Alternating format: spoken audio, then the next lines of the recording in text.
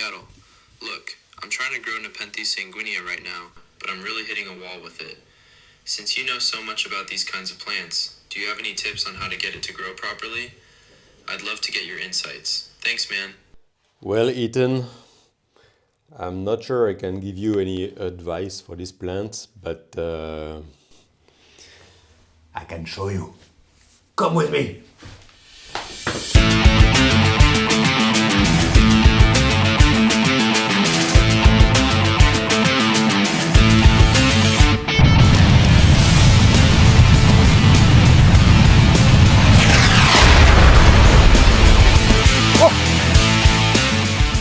Alright, Ethan, so I just arrived. And where am I? I'm in the middle of the jungle of the Malaysian peninsula. And why am I here? Because this is here that we can have a chance to find this legendary carnivorous plant, which is Nepenthes sanguinea. It is extremely hot, around 30 degrees Celsius, and very, very high humidity. Although Nepenthes sanguinea is a tropical plant, it likes to live on the summit of tropical mountains where it has mild temperatures. So to find this legendary carnivorous plant, we will have to climb the mountain. So we have a long way ahead. As LeBron James say, let's go, follow me. I just started the hike and already we have an interesting plant. So we have a Selaginella. And as you can see, this specimen is iridescent. This is why it has this very specific blue color. So iridescence, as you can see, there's another one here. Iridescence is a mechanism of the plant that reflects the light. And the reason for that is, well, actually, we don't know the reason at the moment. There are several hypotheses, but there is no very conclusive explanation at the moment, and botanists are still trying to understand why this iridescence phenomenon exists in the nature. Guys, look what I found just now. This is the flower of a costus. Costus is this plant. It's a ginger, a family of the ginger. And they make this absolutely beautiful flower. A true marvel of the nature. Well, Ethan, this forest is really no joke. I can tell you, it's extremely tiring. It's hot, it's humid, it's very dense. And not like in Guadeloupe, here I also have to pay attention for the animals, because in peninsular Malaysia they have many dangerous animals, such as the king cobra, some venomous vipers, as well as some spiders, scorpions, centipedes also, and of course some big animals such as tigers or elephants, but those is very rare to see. So let's go and let's pay attention.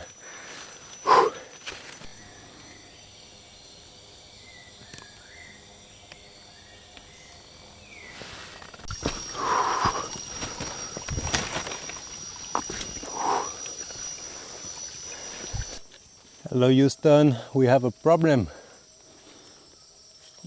There is an ant invasion everywhere. Look at this. Oh my God.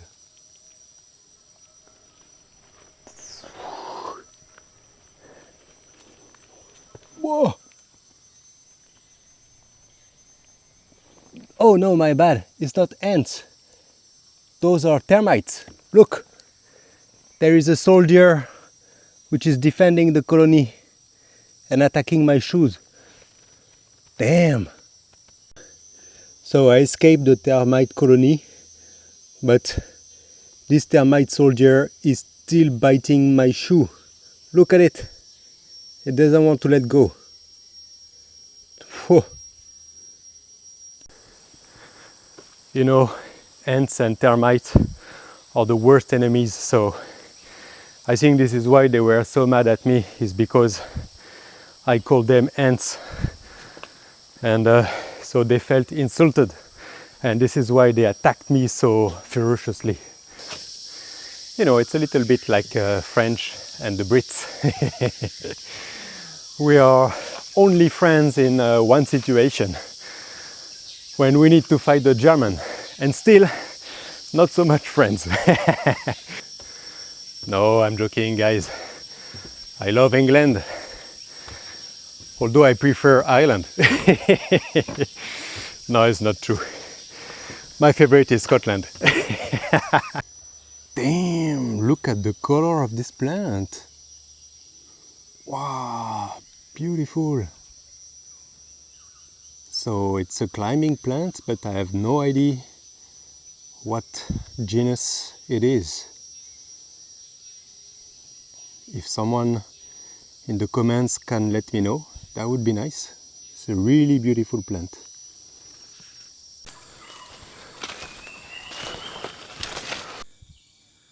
So it looks like an animal has been bleeding here. Look at this. There's blood everywhere. So I don't know, maybe some local people were hunting a monkey or something, but very weird. Scary!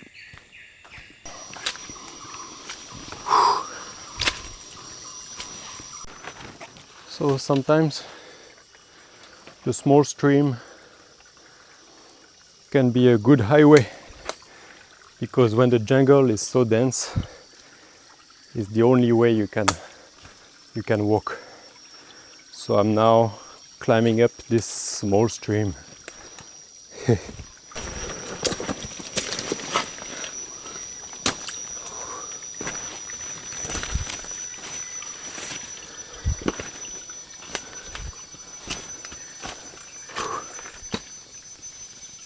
Hey, my couch explorer. So I just stopped here because I found a plant which is quite interesting and I wanted to show you. So look at this plant here, which is climbing along the tree, and there is another one just over there. So this interesting plant is called Rhaphidophora cortalesii, and it's pretty interesting because what you see here, it's the juvenile form. When the plant is young, it grows those very rugged leaves which are really pressed against the trunk in order to prevent them from being eaten by understory animals. But when the plant reaches a certain level and a certain level of light, it changes completely and it grows a very different form of leaf, and that are the adult leaves. So I will show you those. So can you see up there those big leaves which have a lot of kind of fenestration?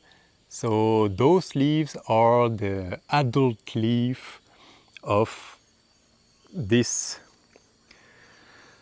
Rhaphidophora cortalesii. And you see those leaves which are pretty high in the canopy, they have this shape in order to absorb a maximum of light, and also they are those opening in the leaves in order to be able to resist to the strong wind up there. So this is a form of growth which is also common to other aroids such as some monsteras, and particularly I'm thinking of Monstera dubia, which is living in South America. So different genus, different biotope, each one on a different side of the earth, but the same adaptation and the same way of growing. Interesting, huh? Look guys, I have found a very interesting plant on the way.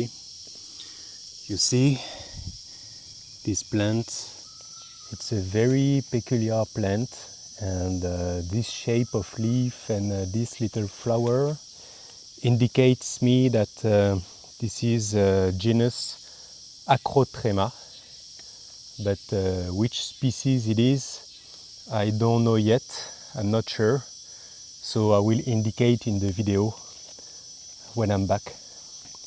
But very beautifully looking plant, and very specific from Southeast Asia. Very nice.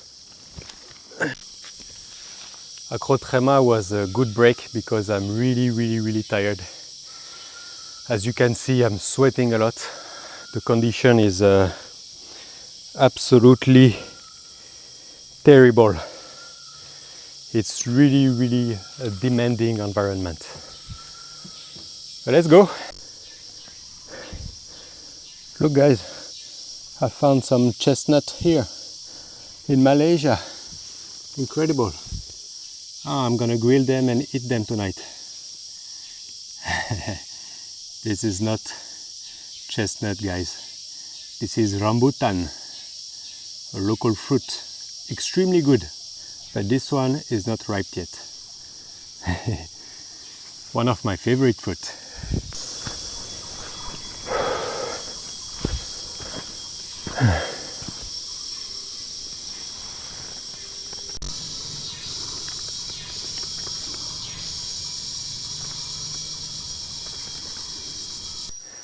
The climb to hell has started.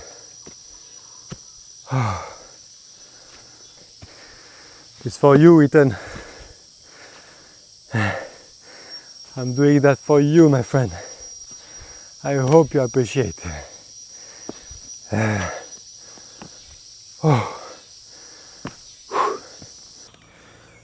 So it looks like I wet my pants, but actually it's just the sweat. I would not wet my pants. I need this water too much. So there is a plant I wanted to show you. You see this very cute plant, which looks very gentle. This is called rotan, and these are very sharp spikes, which whenever you go through this plant catches you and inflict some pretty painful wound, and when you are entangled in this plant it's very difficult to get out. So the rotan, it's really the nightmare of this forest, and there is a lot around here. I'm exhausted. Ethan, I hate you now.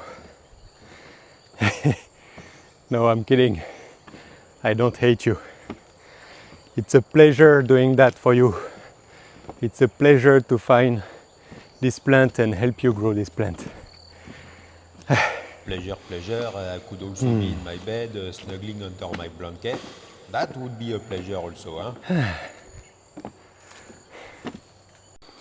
Hey, my couch explorers. Do you remember in a previous season, in the Anthurium hookeri episode, at some point I mentioned that Anthurium hookeri was sometimes mistaken with another very similarly looking plant, which was a fern that has exactly the same shape and the same type of growth habit, and that was called Asplanum nidus. Well, guess what? It is here. This is it. This is Asplanum nidus. So, am I a liar or not? Huh? This is the proof. Ha! Same shape, same growth habit, but not the same plant at all. Not the same genus, not even the same family, and not the same continent. Asplanum nidus is originally coming from here, Southeast Asia, when the Anthurium hookeri is actually coming from Central America and the Caribbean. Interesting, no?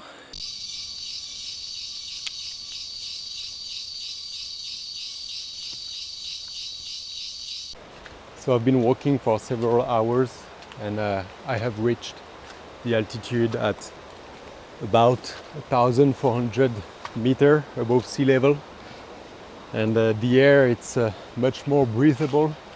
It's about 24 degrees Celsius here, and this is the altitude to which we can have a chance to encounter Nepenthes sanguinea. But to find Nepenthes sanguinea, I know that I have to climb even more to get out of this very dense forest, because you see, Nepenthes sanguinea, like many Nepenthes, they like the sunlight. So I need to find some light, and the light is above. So let's keep climbing, guys.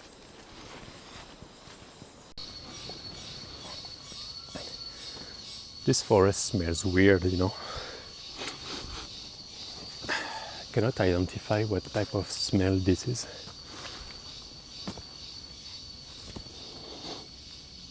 Oh, found it.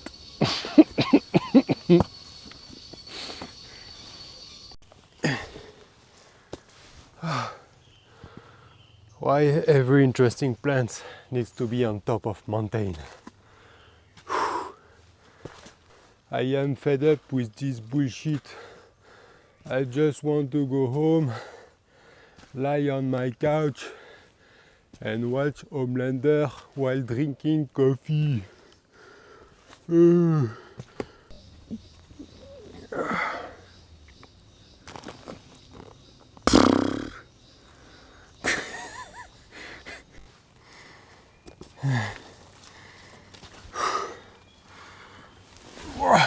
Ouais, Nepenthes sanguinea, you better be beautiful, huh?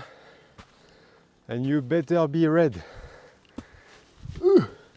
With impressive picture. Otherwise, I will be very, very pissed. Doing all this effort. Oh, there was almost a blooper here. Guys, look what I found. Look at this. I have no idea at all what it is. Is it a plant? Is it a mushroom? Is it a root? No clue. I'm not even sure it's even coming from planet Earth. So if there is a specialist of extraterrestrial forms of life who maybe can enlighten us here, thank you. Well, I'm sure that now Ethan must be comfortably sleeping in his bed, having sweet dreams while I'm here. Well, actually, no.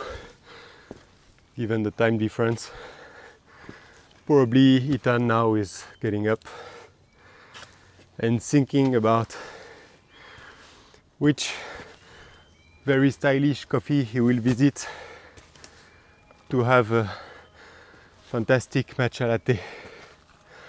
Even worse. This is even worse. This is torture. Ethan, I hate you.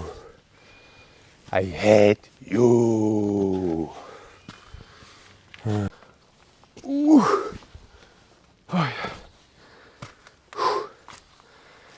And they say walking in the forest is a calm and peaceful activity. My ass, yeah? Fuck.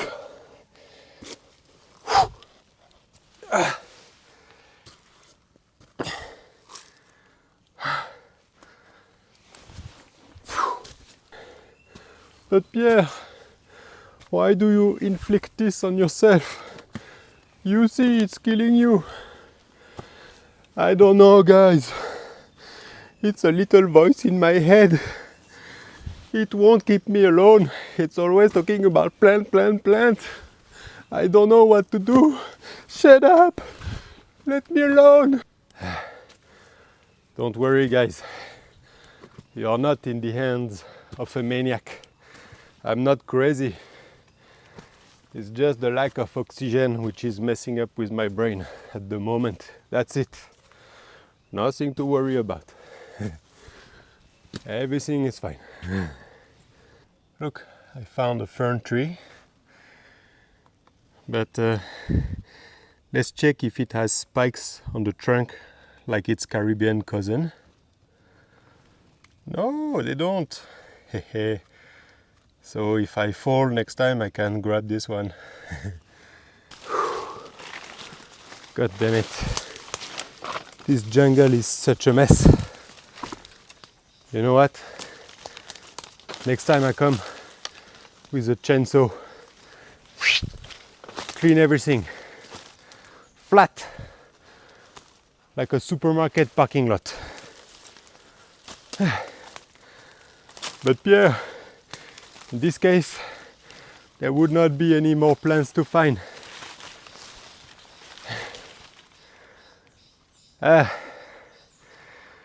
You're making a valid point here. You know what? You're smarter than you look. Oh, this is the perfect combo. Orchids and fern. Wow, fern. No, Pierre, stop.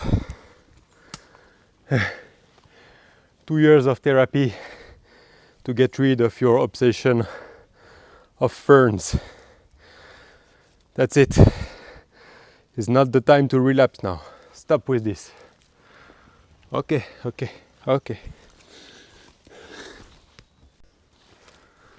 But look at this one. This is a new type of fern that I've never seen before. No, Pierre. No ferns at all. You heard the doctor. You heard the doctor.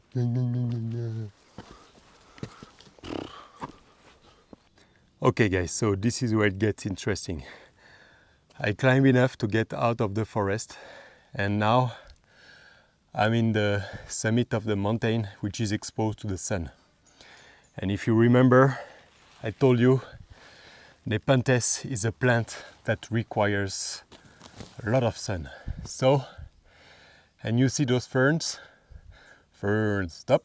Yeah. So you see those ferns?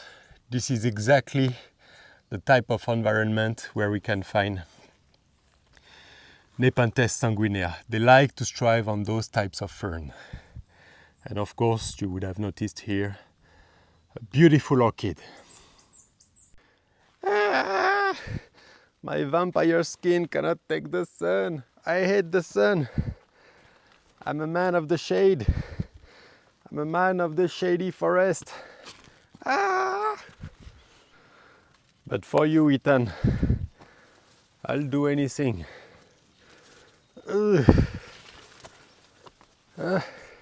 Anything. So, let's keep climbing.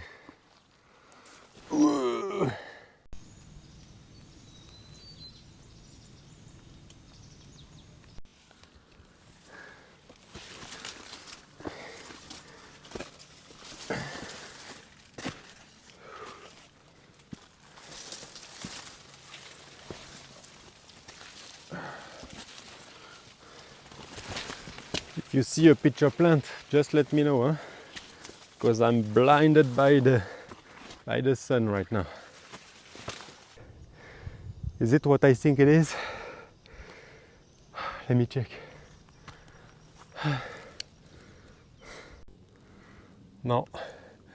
For a moment, I thought I've seen a pitcher plant, but just my imagination. Sorry. Let's keep looking then. So we have to continue pushing for the summit, and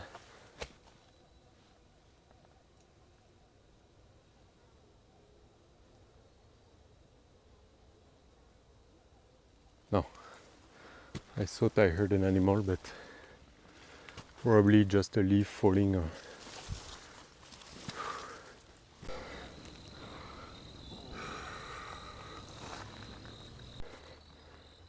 So I'm near the summit, and normally this is where we can find Nepenthes sanguinea.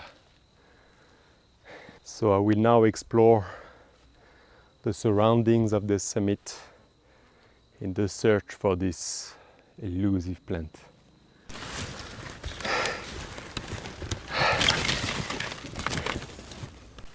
So I've seen some things that look very promising, but it's very difficult to access. So I will leave the camera here and check. Oh, machete would have been useful here. Why I always forget it when I need it.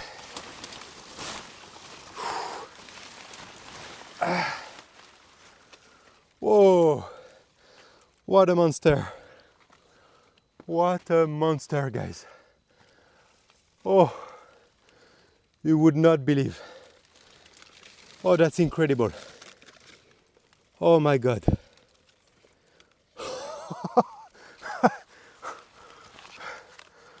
Okay, I come back and get you.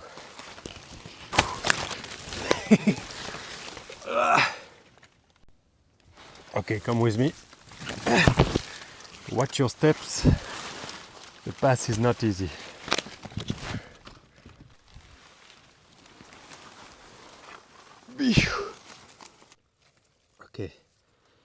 Okay, look at this. Wow. You see? That's the pitcher plant. Nepenthes sanguinea. Et voilà! Look at the color of this plant. Now you understand why it is named Nepenthes sanguinea. It feels like a lot of blood on the pitcher. So the plant is actually a liana, as you can see here. It's a climbing plant.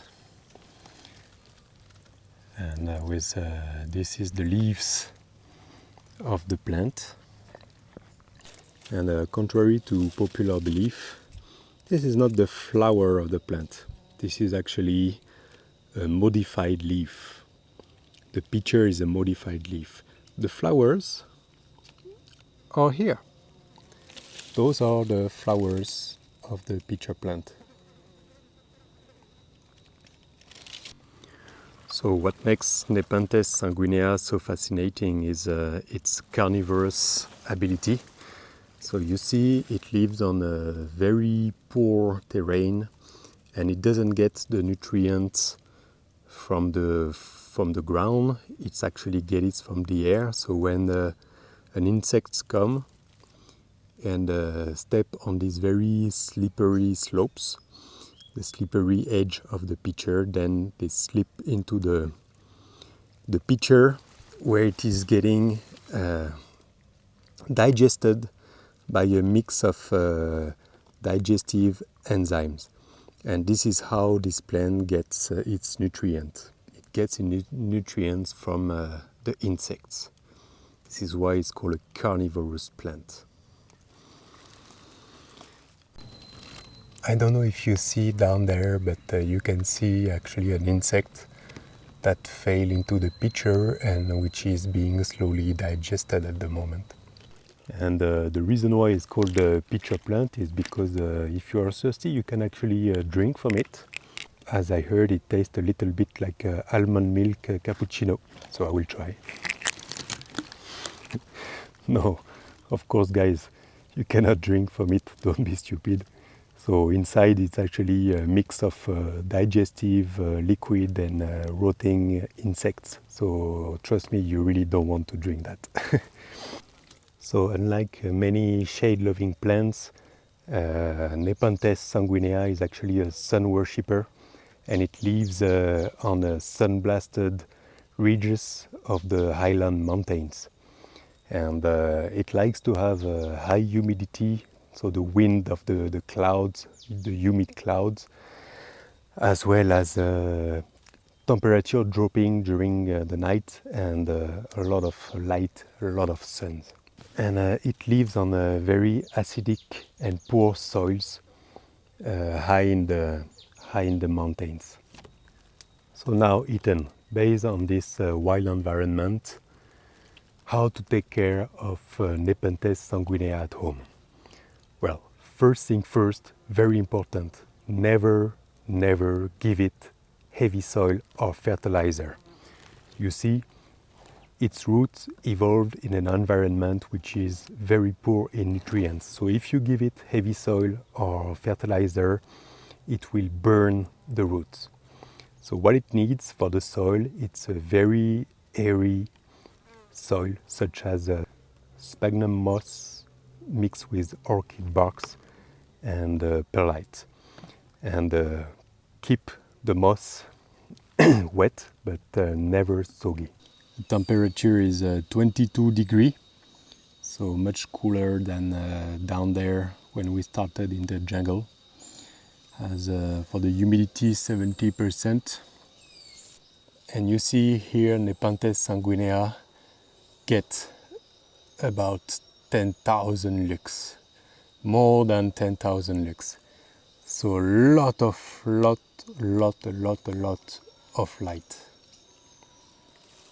I even reached the maximum capacity of my sensor. Second, very important, if you want to have these bright red pictures, you need to give it a lot of light, and temperature drops at night. So, to summarize, very airy, slight acidic soil, a lot of light, and temperature drops at night. And this is how you will be able to grow this amazing carnivorous plant.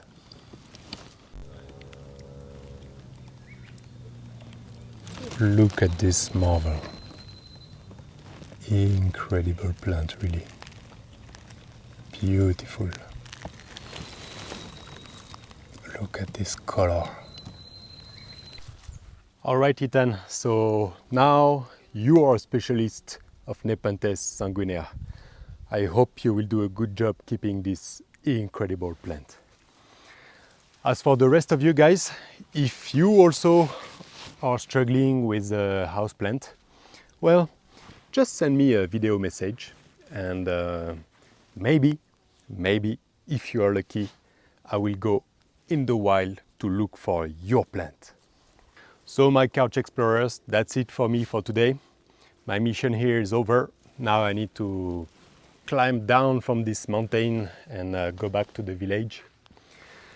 And it was a pleasure looking for this plant. And as always, stay hot and stay moist. I'm out.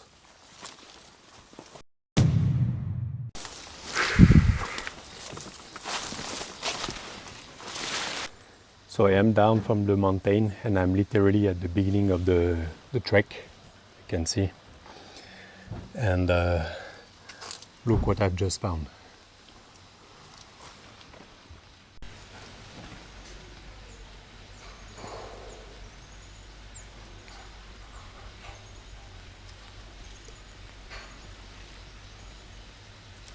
So I've been climbing all this mountain, suffering and sweating like crazy just for a plant which was at the beginning of the path.